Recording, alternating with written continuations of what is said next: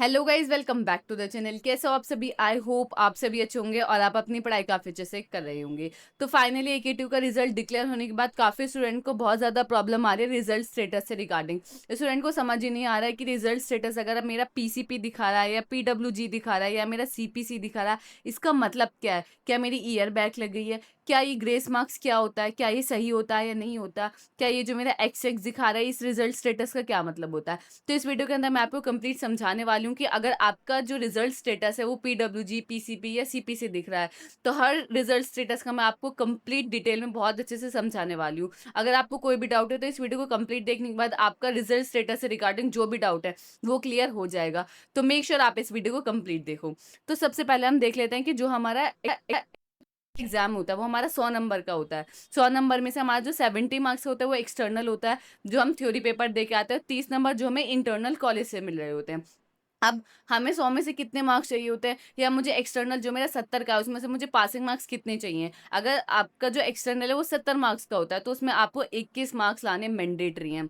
आप अगर 21 मार्क्स लाओगे तो ही आप पास होगे। अगर आप 21 से 20 भी या 19 भी मार्क्स आ जाते हैं तो क्या हो जाते हो, आप उस सब्जेक्ट में आपकी बैक आ जाती है, यानी आप फेल हो जाते हो। इंटरनल मार्क्स जो आपको कॉलेज से मिल रहे होते हैं वो 30 में से आपको 19 नंबर चाहिए ही होते हैं। अगर आपके 19 से कम इंटरनल होते हैं, अगर आपके इंटरनल 10 हैं, 11 हैं, 15 है, तो इसका मतलब क्या है कि आपकी इंटरनल बैक है। इसका मतलब ये है मार्क्स दिए गए हैं, आपको कॉलेज से ही इंटरनल बैक दे दी गई है। क्लियर है? तो टोटल आपको 100 में से चार चार चार होते हैं। अगर आपको टोटल 100 में से 40 मार्क्स आ जाते हो तो आप पास हो जाते हो, अदरवाइज आप भी क्या आ जाते हो, सब्जेक्ट में बैक आ जाती है। तो क्लियर है? बैक को आपकी बैक नहीं आए तो उसके लिए आपको कितने मार्क्स चाहिए? 100 में से 40 नंबर आपको चाहिए। क्लियर है? एक्सटर्नल में 21 तो होने ही चाहिए। क्लियर है? इंटरनल बैक मैंने आपको बता दिया कि इंटरनल बैक कब लगेगी, जब आपके जो मार्क्स हैं वो 19 से आपको कम दे दिए जाएंगे। ठीक है। अब सेकंड आता है, बहुत सारे स्टूडेंट का जो रिजल्ट स्टेटस है वो PCP दिखा रहा है। PCP यानी पास विद कैरी पेपर। इसका मतलब आप पास तो हो गए हो बट आपको कैरी पेपर देना पड़ेगा। कैरी पेपर का मतलब क्या है कि आपकी बैक तो है बट आपको नेक्स्ट ईयर में प्रमोट कर दिया गया है। जितने भी सब्जेक्ट में आपकी बैक है आपको उसका बैक पेपर देके उनको क्लियर करना पड़ेगा। ये होता है आपका PCP।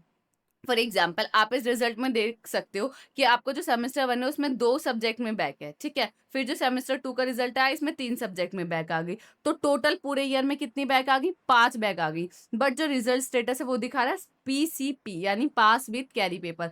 पास तो कर दिया गया है बट ये जो सब्जेक्ट में आपकी इतनी सारी बैक आई हैं इन सबका आपको बैक पेपर देना पड़ेगा और इनको क्लियर करना पड़ेगा। ये होता है आपका PCP। समझ आया आपको? आई होप आपको समझ आ गया होगा कि PCP का क्या मतलब है। थर्ड आता PWG, pass with grace. PWG क्या है? पास विद ग्रेस। इसका मतलब क्या होता है कि AKTU की तरफ से आपको 10 नंबर जो है, 10 से 11 नंबर, कभी 7 हो जाते हैं, कभी 8 हो जाते हैं, 10 हो जाते हैं, मैक्स टू मैक्स 10 मार्क्स आपको ग्रेस के मिलते हैं AKTU की तरफ से। हर साल आपको, आप फर्स्ट ईयर में हो, सेकेंड ईयर में हो, हर साल आपको 10 मार्क्स मिलते हैं। अब इन 10 मार्क्स का क्राइटेरिया क्या होता है? फॉर एग्जाम्पल मैं आपको अच्छे से समझाती हूँ कि आपका जो फर्स्ट सेमेस्टर का रिजल्ट आया, फर्स्ट सेमेस्टर में आपकी एक भी बैक नहीं आई। ठीक है। जैसे ही आपका सेकंड सेमेस्टर का रिजल्ट आया उसमें आपकी मैथ्स 2 में बैक आ गई। अब मैथ्स 2 में बैक क्या है? आपको 21 नंबर पासिंग के लिए चाहिए होते हैं। आपके फॉर एग्जाम्पल 15 नंबर आ गए। ठीक है। अब तो आप पासिंग के लिए आपको कितने नंबर चाहिए? 6 नंबर चाहिए। तो वो 6 नंबर कौन दे देगा आपको? AKTU 6 नंबर दे देगा, ग्रेस मार्क्स दे देगा और आपको पास कर देगा। क्लियर है? ये होता है आपका gracing system. Gracing system AKTU का यही होता है कि भाई आपके पूरे ईयर में, पूरे फर्स्ट ईयर में आपकी सिर्फ और सिर्फ अगर एक बैक है तो आपको उस सब्जेक्ट में क्या मिल जाएगा? ग्रेस मिल जाएगा। और ग्रेस भी जब मिलेगा जब आपके जो वो, कि अगर आपके 2 नंबर या 0 नंबर आ गए तो आपको टोटल ग्रेस मिल जाएगा। ग्रेस आपको 10 नंबर का मिलता है।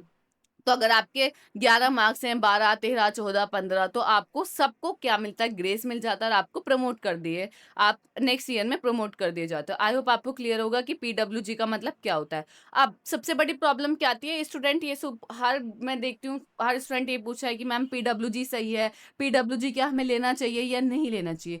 तो मैं आपको बताती हूँ, पास विद ग्रेस जो आपको PWG मिलता है आपकी डिग्री पे कहीं पे भी लिखा नहीं आता कि आपको ग्रेस से पास कर दिया गया है। तो PWG लेने में कोई भी दिक्कत नहीं है। बट बहुत सारे स्टूडेंट होते हैं उनको दिक्कत होती है, वो कहते हैं कि मुझे PWG चाहिए ही नहीं।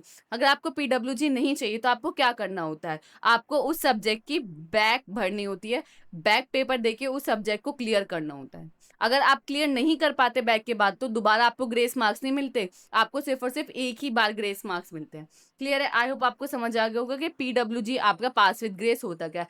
तो जिसको भी ग्रेस मिल रहा है वो टेंशन ना ले, कुछ भी दिक्कत नहीं होगी आपको आगे, क्योंकि आपके कोई प्लेसमेंट में प्रॉब्लम नहीं आती, आपकी डिग्री पे कहीं लिखा हुआ नहीं आता, और सबसे बड़ी बात क्या है कि आपको ग्रेस मार्क्स AQ2 दे रहा है तो लेने में क्या दिक्कत है। ठीक है, आई होप आपको समझ आ गया होगा। अब जो नेक्स्ट आता होता है एक्स एक्स, बहुत ही स्टूडेंट का क्या आ रहा है, एक्स एक्स रिजल्ट स्टेटस आ रहा है। एक्स एक्स रिजल्ट स्टेटस का मतलब क्या है कि आपका जो रिजल्ट है वो अपडेटिंग स्टेट में है। अपडेटिंग का मतलब क्या है कि रिजल्ट के अंदर जो आपके मार्क्स हैं वो इनकम्प्लीट है, या इंटरनल मार्क्स एक्सटर्नल मार्क्स आपके प्रॉपरली नहीं मेंशन किए गए हैं, तो आपका जो रिजल्ट है वो अपडेटिंग स्टेट में, कोई टेक्निकल इशू हो सकता है। तो अगर आपका एक्सेस रिजल्ट स्टेटस दिखा रहा है तो आपको क्या करना पड़ेगा, वेट करना पड़ेगा आपके रिजल्ट अपडेट होने तक। जब आपका रिजल्ट अपडेट हो जाएगा तो आपको एक्चुअल जो भी प्रॉब्लम है वो आपको रिजल्ट शो हो जाएगा। समझ आया आपको? नेक्स्ट आपका INC, बहुत सारे स्टूडेंट का आता है INC। आईएनसी का मतलब क्या है कि आपको जो रिजल्ट है वो क्या है, इनकम्प्लीट है। AQ2 की तरफ से कोई टेक्निकल इशू हो गया या कोई एक्सटर्नल प्रॉब्लम हो गई है, तो इसकी वजह से क्या हो गया, आपका जो रिजल्ट है वो इनकम्प्लीट शो हो रहा है। तो आपके लिए उसको क्या का, अगर आपका इनकम्प्लीट रिजल्ट शो हो रहा है तो आपको उसके लिए क्या करना पड़ेगा, अपने कॉलेज के रजिस्ट्रार से आप बात कीजिए, वहां से ईमेल कराइए AQ2 कि आपका जो रिजल्ट है वो इनकम्प्लीट शो हो रहा है, रीजन जानिए, जो भी प्रॉब्लम है, वेरिफिकेशन में प्रॉब्लम है, उन सब प्रॉब्लम को रिजॉल्व कीजिए, फिर आपका रिजल्ट क्या है, अपडेट होके आ जाएगा। नेक्स्ट है आपका यूएफएम। यूएफएम यानी unfair means. Unfair means UFM आपका कब लगता है, जब आप एक्सटर्नल पेपर में चीटिंग करते हो, आपके पास कोई चीट पकड़ी जाती है, आपके पास फोन मिलता है या आपके पास कोई भी एसेट्स मिलता है जिससे आप चीटिंग करते हो, तो उस टाइम आपके क्या लग जाता है, यूएफएम लग जाता है। अगर आपका एक भी सब्जेक्ट में यूएफएम लग जाता है तो आपका पूरा रिजल्ट रुक जाता है। अगर फॉर एग्जाम्पल कि सेकंड सेमेस्टर का भी रिजल्ट आया, अगर किसी भी स्टूडेंट का सेकंड सेमेस्टर में एक भी सब्जेक्ट में उसको यूएफएम लगा है तो उसका पूरा रिजल्ट ही नहीं शो हो रहा होगा। तो यूएफएम लगने के बाद अब उसका प्रोसेस क्या होता है वो मैं आपको थोड़ा एक्सप्लेन कर देती हूँ। यूएफएम लगने के बाद AQ2 की तरफ से क्या आता है, यूएफएम का क्लैरिफिकेशन मेल आता है। AQ2 की तरफ से पूरा सर्कुलर रिलीज होता है जिसमें स्टूडेंट को क्लैरिफिकेशन मेल भेजना होता है AQ2 को। जब वो क्लैरिफिकेशन मेल आप भेजोगे उसके बेस पर डिसाइड होता है कि आपको एक सब्जेक्ट में बैक दी जाएगी, 2 सब्जेक्ट में, 3 में, या पूरे सब्जेक्ट पूरी ईयर बैक लगा दी जाएगी। वो डिपेंड करता है आपके मेल के ऊपर कि आप AQ2 को किस तरीके से मेल भेजो, क्या मेल में भेजो। क्लियर है? अगर आप चाहते हो कि मेल से रिगार्डिंग मैं एक सेपरेट वीडियो बनाऊं तो आप कमेंट सेक्शन में बता देना, मैं प्रॉपर यूएफएम के पूरे जो इसकी डिटेल है वो डिटेल वीडियो मैं आपके लिए बना दूंगी, और आपको बता भी दूंगी कि मेल के अंदर आपको क्या क्या लिखना होता है जिससे कि आपका यूएफएम क्लियर हो जाए। ठीक है, नेक्स्ट आता है आपका रिजल्ट स्टेटस AB। AB तो सिंपल एब्सेंट, आपने पेपर ही नहीं दिया तो एब्सेंट ही शो होगा। 8 आता है फेल। फेल यानी ईयर बैक। अब बहुत सारे स्टूडेंट को दिक्कत है कि मैम मेरी ईयर बैक है या नहीं है, ईयर बैक का मुझे कैसे पता चलेगा। तो आप जैसे ये रिजल्ट देख रहे हो, आपके रिजल्ट में अगर फेल लिखा हुआ आ रहा है तो इसका मतलब क्या है कि आपकी ईयर बैक लग चुकी है। ईयर बैक का सिंपल मतलब है कि भाई दोबारा से आप वो पूरा ईयर दोबारा करो, अदरवाइज मत करो, छोड़ दो। ठीक है, तो ईयर बैक कब लगती है, जब आपकी मेन सब्जेक्ट्स में बैक आ जाती है, 6 बैक आ जाती हैं आपकी। हम ये मान के चलते हैं कि अगर किसी स्टूडेंट की 6 से 7 बैक आ गई हैं, तो उसकी ईयर बैक है। क्यों, अगर उसकी 6 से 7 बैक आई है तो उसके मेन सब्जेक्ट्स में तो बैक आई होंगी। ठीक है, तो फेल अगर आपका रिजल्ट स्टेटस है तो भाई आपकी ईयर बैक है।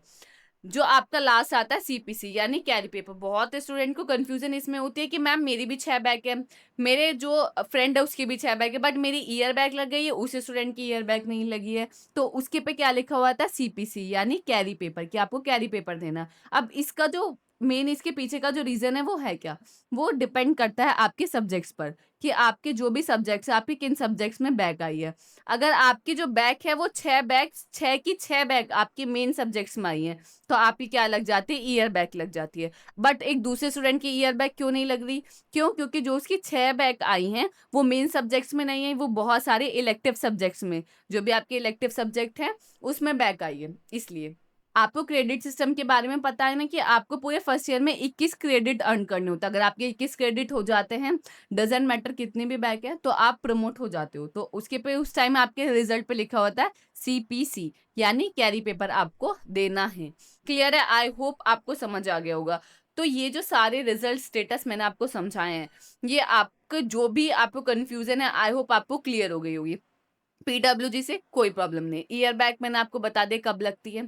ठीक है, अगर जिन भी स्टूडेंट की ईयर बैक है तो वो तो उन्हें तो दोबारा ही फर्स्ट ईयर करना पड़ेगा, ठीक है? आज बहुत सारे स्टूडेंट को प्रॉब्लम एक ये आ रही है कि उनका रिज़ल्ट जो है वो शो नहीं हो रहा है, ठीक है? आपका जिन भी स्टूडेंट का रिज़ल्ट शो नहीं हो रहा है, तो वो अपने कॉलेज के रजिस्ट्रार से बात करें, क्योंकि ये जो प्रॉब्लम है ना, ये कॉलेज की तरफ से होती है।